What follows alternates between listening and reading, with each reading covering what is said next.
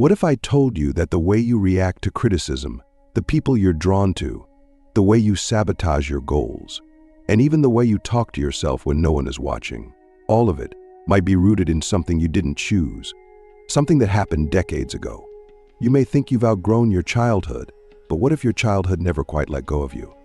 What if not being loved the way you needed to be, when you were most vulnerable, wired your brain, shaped your perception of reality, and created a silent script that still plays out in your adult life over and over again? This isn't just psychology, it's philosophy. Because love, especially in childhood, isn't just an emotion. It's the first language of existence. It's how we learn if the world is safe or dangerous, if we are worthy or disposable, if we matter or if we're invisible. And when that love is missing, not in theory, but in the small, daily, essential ways, it leaves behind more than just sadness. It creates a fracture in the foundation of the self. And here's the part almost no one talks about. Most of us don't even know we were unloved. Because we survived, we adapted, we learned to smile, to perform, to achieve, to please. But underneath that mask, something stayed frozen. You see, when a child is not loved, truly, deeply seen, they don't stop loving the parent. They stop loving themselves. Because to a child, the parent is God. And if God doesn't love you, the only logical explanation is that you are the problem. So you learn shame before you learn language. You learn to hide your needs before you even understand them. And this becomes your reality. You grow up, but the inner child doesn't. They remain locked inside, still waiting for the love that never came, still assuming that love must be earned, chased, or deserved through suffering. Let me ask you this. How much of your adult life is actually a reaction to the love you didn't receive as a child? Look at your relationships. Do you crave intensity over stability? Do you fear abandonment even when you're deeply loved? Or maybe you push people away the moment they get too close. That's not coincidence. That's a nervous system wired by early neglect. And it's not just emotional, it's physiological. Your body remembers what your mind tries to forget. Every time you flinch at kindness, doubt compliments, or catastrophize silence, it's your inner child saying, "I don't trust this. I've been hurt before." Click subscribe to this channel to get more profound insights. And here's where philosophy enters the picture. If love is the condition for becoming, if our identity is shaped by the mirror of those around us, then to be unloved is to be unformed. Not physically, but existentially. You walk around as a half-built self, dressed up in adult clothes, running adult errands, while inside there's a voice whispering, "Am I real? Am I enough? Will I ever be chosen?" And this is where the ancient thinkers were right. Plato said that all learning is remembering. What if healing is also remembering? Not just cognitively, but spiritually, remembering your worth, your wholeness, your right to exist without performance. But we don't get there by accident, because the wound of not being loved doesn't just sit idle, it replicates itself. It becomes the blueprint for who we chase, what we tolerate, and how we treat ourselves. That's why some people are drawn to partners who are emotionally unavailable. Not because they enjoy suffering, but because their nervous system recognizes it. It feels like home, like childhood. And in some twisted way, it feels safe.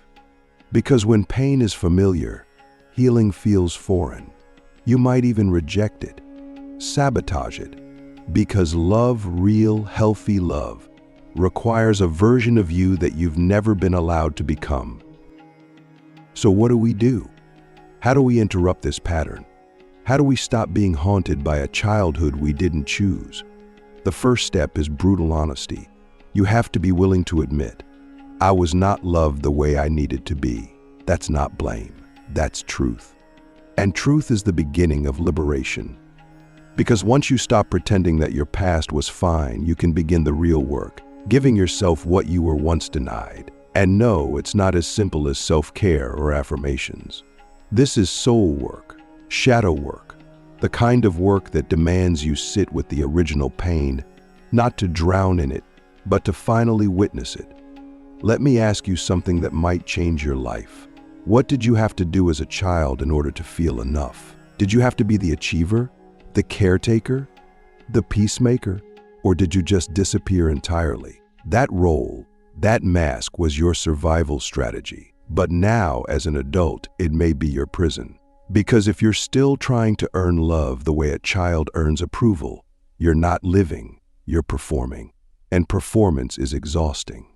You may succeed, but you'll never feel safe. You may be admired, but never truly seen. And deep down, you'll always fear that if you stop doing, you'll stop being. Carl Jung once said, "The most terrifying thing is to accept oneself completely." Why? Because that means facing the parts of us that were once rejected, the neediness, the anger, the longing, the sadness, the parts we were told were too much or not enough. But here's the paradox. Until we accept those parts, we remain controlled by them. Not consciously, but unconsciously. We project them onto others. We chase them in partners. We bury them in work, but they don't go away.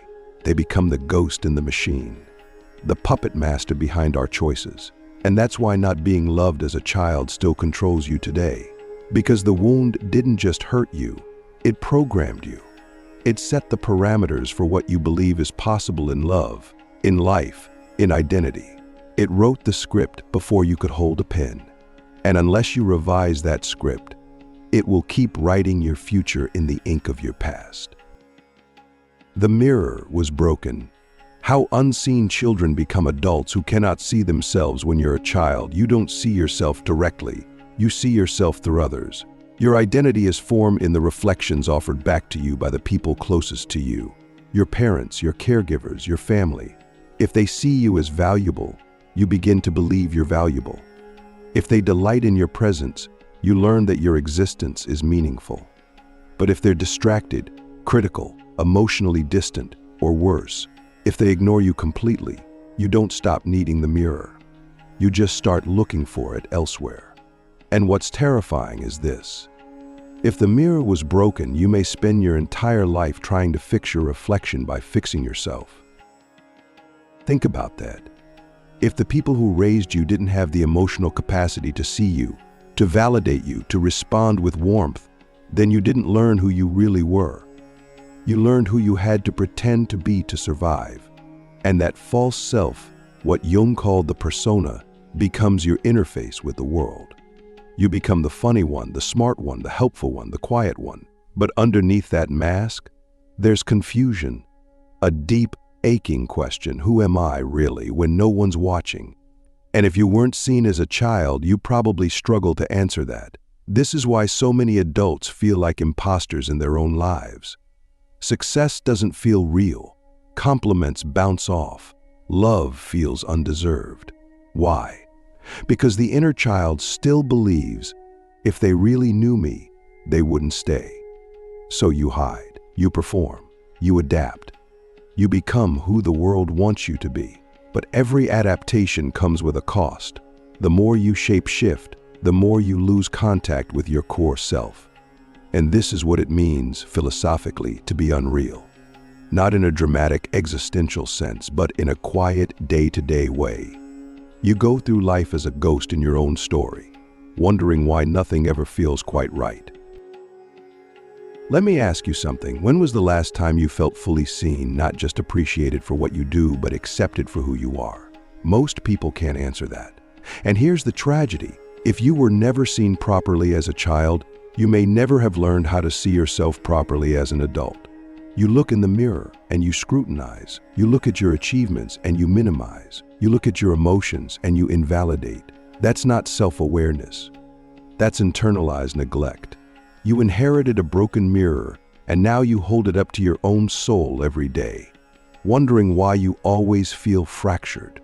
But there's something hopeful here. Mirrors can be replaced. Reflections can be reclaimed. You can learn slowly and painfully to re-see yourself, not through the eyes of a wounded past, but through the clarity of present truth.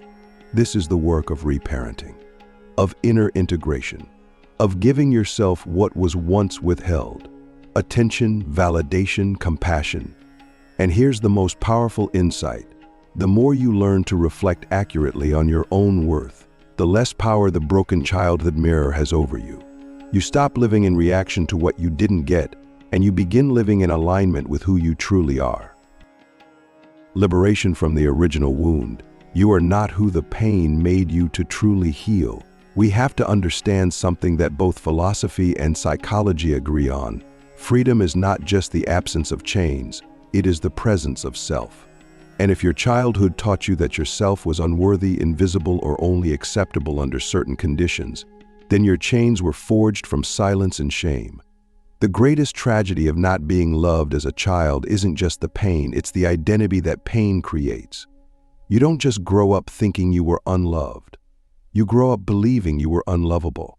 That belief becomes your reality. But here's the truth. You are not who the pain made you. You are who you become when you stop letting pain define the edges of your existence. Jung once said, "I am not what happened to me. I am what I choose to become." But how do we choose when our choices are shaped by unconscious patterns we never asked for? The answer begins with awareness. You must become the observer of your own programming. Notice the way you shrink when someone raises their voice. Notice how you rush to fix others while abandoning yourself. Notice how you apologize for your needs, your emotions, your very presence. These are not personality traits, they are survival strategies. And every time you act them out, you're not living freely. You're reliving your childhood over and over, hoping this time it will end differently. But it won't, until you end it differently. That means interrupting the cycle, not with force, but with truth. You tell your inner child, you didn't deserve that neglect. You were never too much. You were never not enough. And at first, your body will reject this. It will feel foreign, unsafe, because the wound has become familiar. But healing often feels like betrayal of the story you survived by believing. And yet, it's the most sacred betrayal of all, because it's a betrayal of the lie in service of the truth. The truth that your worth is not conditional. It never was. Let me ask you something difficult. What would your life look like if you actually believed you were worthy of love, not for what you do, but for who you are? Would you still be in the same relationships? Would you still say yes to things that drain you? Would you still abandon your dreams because someone once told you they were unrealistic? That single belief, I am worthy, is more radical than any revolution, because it changes the direction of your inner compass. It stops you from chasing validation and starts you on a path of self-actualization. And that's the real liberation. Not freedom from others, but freedom into yourself. In the end, healing isn't about becoming someone new. It's about returning to who you were before the world told you who to be. The original wound, the absence of love, does not have to be your lifelong compass. You can rewrite the script. You can parent yourself. You can surround yourself with people who see the real you, not just the version you perform. And yes, it takes time. It takes courage. It takes grieving the love you never received. But on the other side of that grief is something astonishing: peace. Not because you've fixed everything, but because you've finally stopped running. You've turned inward. You've come home.